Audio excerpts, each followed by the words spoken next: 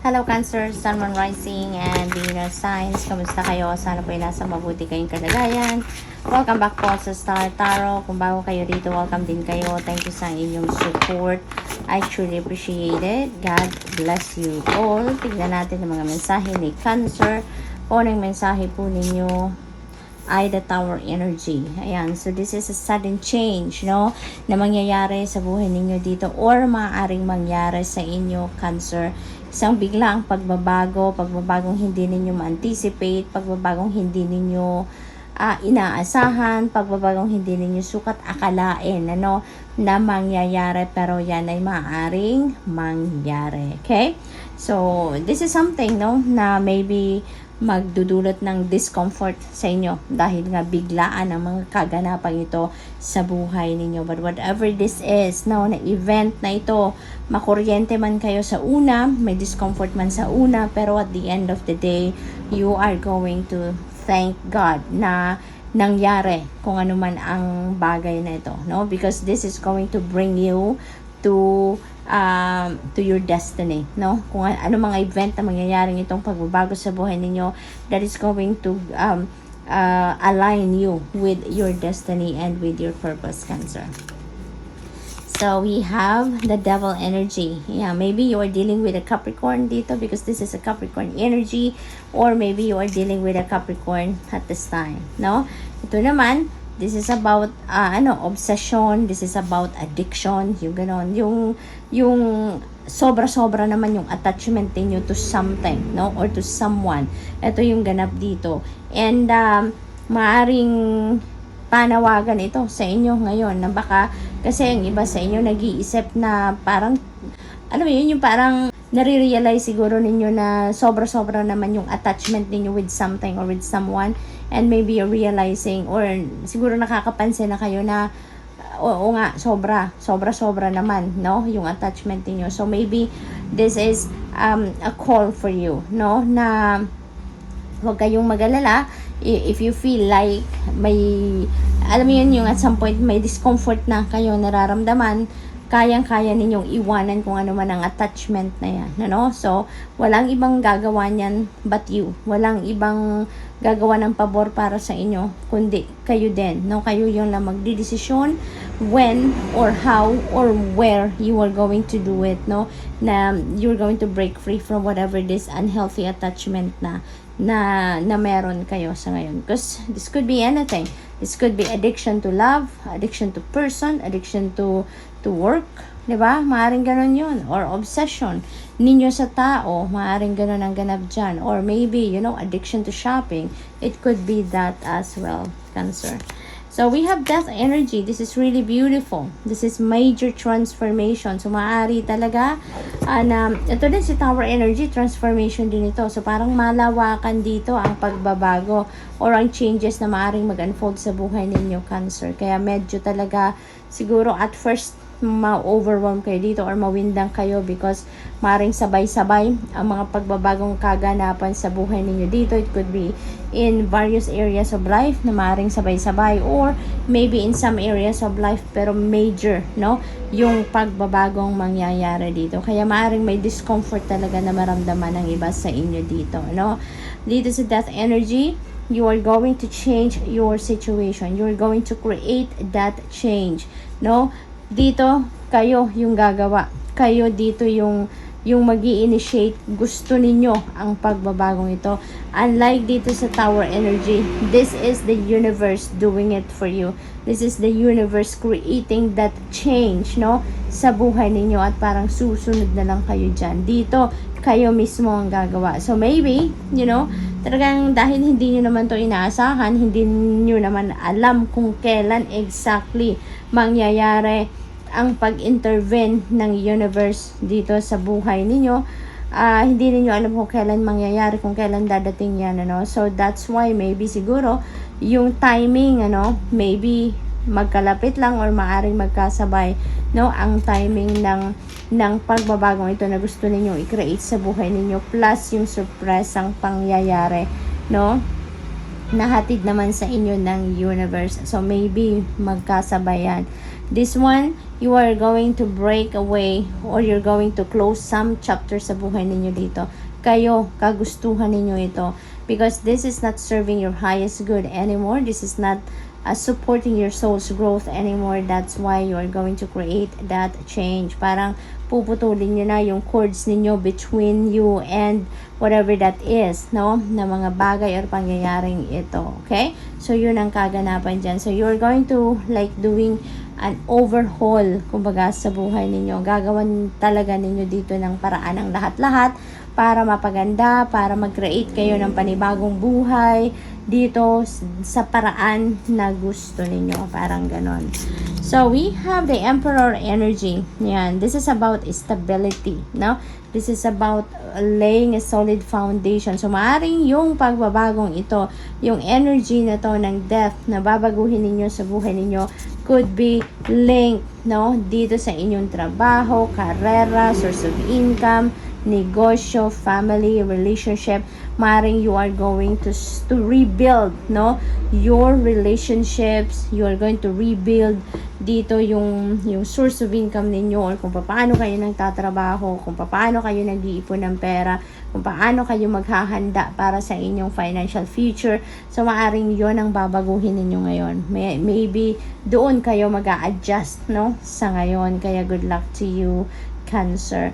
Kasi si Emperor, ibabalik nyo dito yung yung stability, ibabalik ninyo dito yung concrete, kumbaga, na pundasyon, no, sa mga major areas ng buhay ninyo. So maybe yun ang gagawin ninyong pagbabago at this time. So good luck po. And that's all I have for you for today. Thank you for watching. Love and light. Namaste. Hello, Scorpio, Sun, Moon, Rising, and Venus signs. Kamusta kayo? Sana po nasa mabuti kayong kalagayan. Welcome back po sa Star Tarot. Kung bago kayo dito, welcome din kayo. Thank you sa inyong support. I truly appreciate it. God bless you all. Tignan natin ang mga messages ninyo for today. Scorpio, paunang mensahe po ninyo ay 10 of Materials. This is such a beautiful energy pagdating naman sa inyong kaperahang aspeto. Because this is you.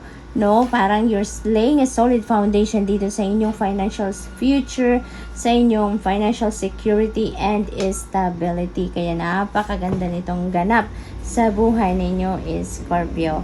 Maaari din na nakapag-ipon na kayo dito, and kahit ano't ano man ang kaganapan sa buhay ninyo, masasabi ninyo na you can provide or you can support na yourself or your family dito, because na-secure nyo na siguro dito ang inyong financial future, na-secure nyo na dito yung financial security and stability talaga ninyo for the long term, no? Kaya napakaganda nito.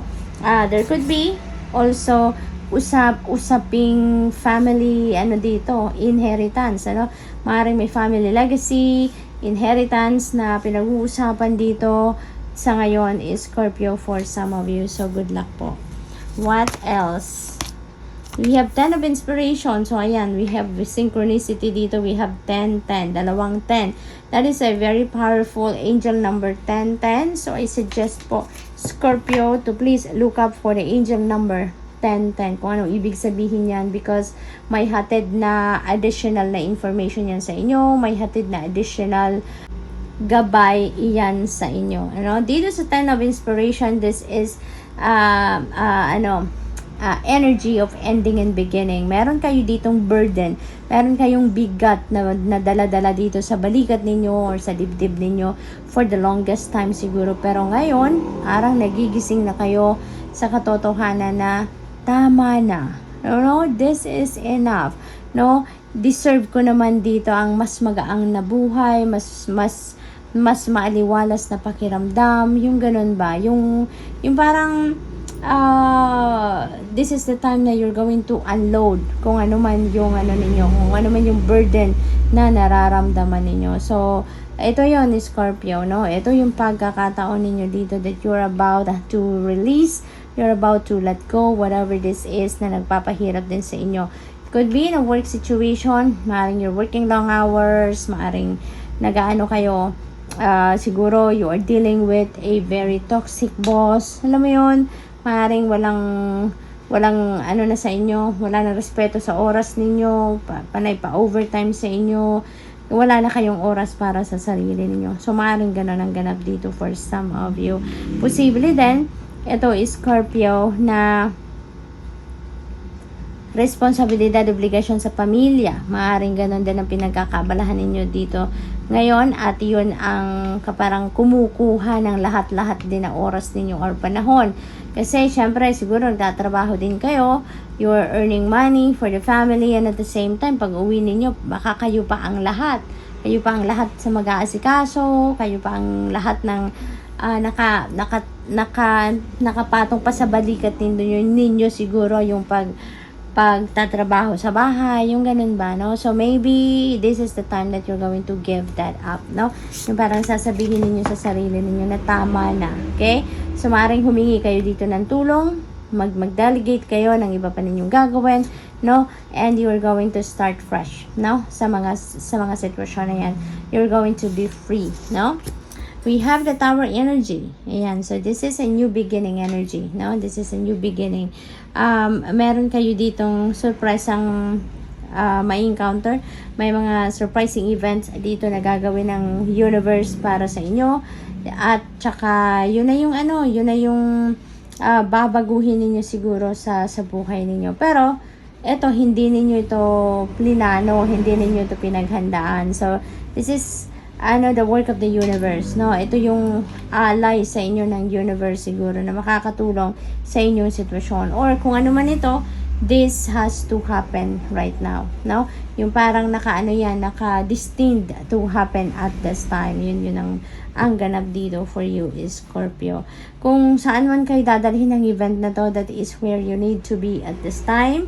Kaya siguro hindi ninyo ito napapansin. Maaring in the past, may mga heads up na sa inyong universe, pero hindi ninyo ginagawa, hindi ninyo pinapansin. That's why ngayon, maaring this thing, dumating na yung divine timing niya para mangyari na ang dapat mangyari.